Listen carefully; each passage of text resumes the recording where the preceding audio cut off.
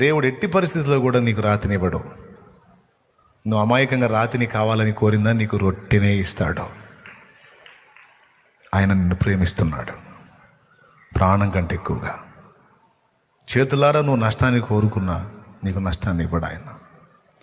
మొన్న చెప్పాను చూడు, ఒక తల్లి యోసేపు తల్లిగా నేను ఉన్నట్టయితే ఏం ప్రార్థన చేసేదాన్ని అని అడిగింది. ఏమంది? వాళ్ళ అన్నలు యోసేపుని ద్వేషించకుండా ఉండేటట్టు ప్రార్థన చేసేదంట.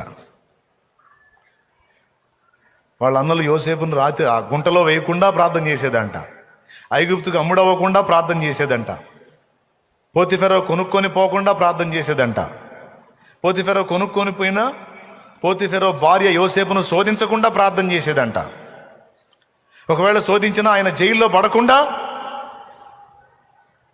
అంటే వెలుచూపులకి ఇవన్నీ అగచాట్లా కనపడుతున్నాయి, కానీ యోసేపును దేవుడు చేర్చాలనుకున్న ఆ సింహాసనానికి ఇవన్నీ మెట్లు అన్న సంగతి గుర్తించలేదు.